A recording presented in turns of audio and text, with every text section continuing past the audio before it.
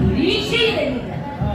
ಸರ್ವಸ್ವವಿದ್ದರೂ ವಾಮಭಾಗವನ್ನು ಅಲಂಕರಿಸಬಲ್ಲ ಅರ್ಧಾಂಗಿಯ ಕೊರತೆ ಇದ್ದರೂ ಇಂದಲ್ಲ ನಾಳೆ ಎಂದಾದರೂ ಆ ಸ್ಥಳ ತುಂಬುವ ಭರವಸೆಯಲ್ಲಿದ್ದೆ. ಬಂದನಲ್ಲ ಗೂಢಾಚಾರ, ತಂದನಲ್ಲ ಸೀಸುತ್ತಿ ಕಾಶಿಯಿಂದ. ಮೂವರು ಸಹೋದರಿಯರಿಗೆ ಸ್ವಯಂವರ, ವಿಕ್ರಮವೇ ಪಣ. ಎಲ್ಲರನ್ನೂ ಗೆದ್ದವರಿಗೆ 3 ಹೆಣ್ಣು ಮಕ್ಕಳು ವರಮಾಲೆ ತೊಡಿಸುವರು ಎಂಬ ಸುದ್ದಿ ಕೇಳಿ ಕಾಶಿಗೆ ತೆರಳಿದೆ. ಉದ್ಯಾನವನದಲ್ಲಿ ಹಿರಿಯ ರಾಜಕುಮಾರಿ ಅಂಬೆಯ ಪರಿಚಯವಾಗಿ ಪ್ರಣಯಕ್ಕೆ ತಿರುಗಿ, ತಂಗಿಯರು ಯಾರನ್ನೇ ವರಿಸಲಿ ನಾನು ಮಾತ್ರ ನಿನ್ನನ್ನೇ ವರಿಸುತ್ತೇನೆ ಎಂದು ಭಾಷೆ ಕೊಟ್ಟದ್ದೇನೋ ಸರಿ. ಹಸ್ತಿನಾವತಿಯಿಂದ ಭೀಷ್ಮ ಸ್ವಯಂವರ ಮಂಟಪ ಪ್ರವೇಶಿಸಿದಾಗ ನನಗೂ ಭೀಷ್ಮನಿಗೂ ಆದ ಯುದ್ಧದಲ್ಲಿ ಧಾರಾಳ ಪೆಟ್ಟು ತಿಂದಿತು.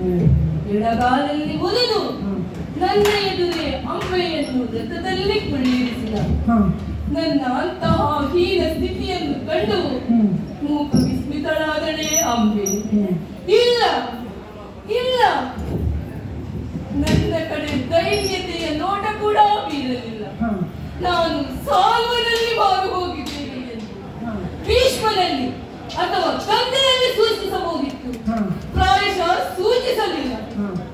ಹೆಣ್ಣು ಎಷ್ಟು ಸ್ವಾರ್ಥಿ ಎಂಬುದನ್ನು ಅರ್ಥ ಮಾಡಿಕೊಂಡು ಹೆಣ್ಣು ಸಿಗದಿದ್ದರೆ ಹೋಗಲಿ, ಅವಳಿಗಾಗಿ ಭೀಷ್ಮನಿಂದ ವಿನಾಕಾರಣ ಪೆಟ್ಟು ತಿಂದಿರಲ್ಲ. ಅಯ್ಯೋ ಅಯ್ಯೋ, ನನ್ನ ದುರ್ವಿಧಿ. ಹೋಗು, ಯಾರು ಹೊರಬಾಗಿಲಿನಲ್ಲಿ ಮೂತಿ ಬ್ರಾಹ್ಮಣರು ಹುಡುಗಿಯೊಂದಿಗೆ ಬಂದಿದ್ದಾರಂತೆ. ಆಗಲಿ ಬರ ಹೇಳು. ಸದ್ಯಕ್ಕೆ ಮದುವೆ ಬೇಡ ಎಂದು ಕುಳಿತರೆ ಈ ಬ್ರಾಹ್ಮಣರು ಬಿಡಬೇಕಲ್ಲ. ಬನ್ನಿ ಬನ್ನಿ, ಉಸಿರಾತ್ತಮರು. ಧರಣಿ ದೇವಗೆ ಪೀಠ ವಿತ್ತನು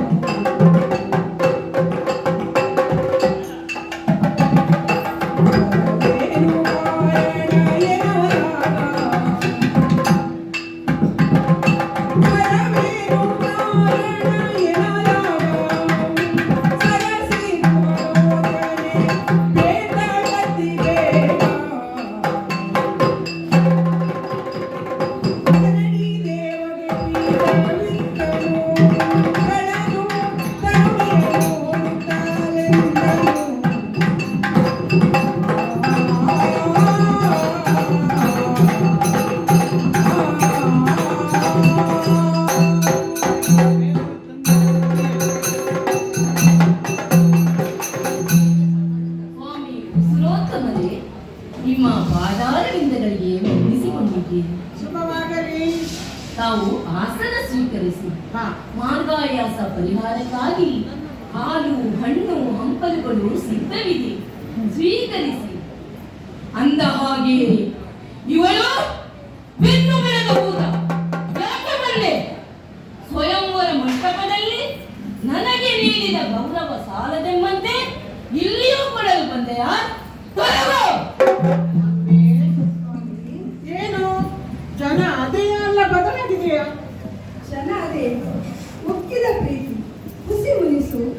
ನೀವೇನು ಹೆದರಬೇಡಿ, ನಾನು ಮಾತನಾಡಿಸುತ್ತೇನೆ. ಸರ್ವೇಶ ಕೇಳಯ್ಯ ಖಳರಾಯ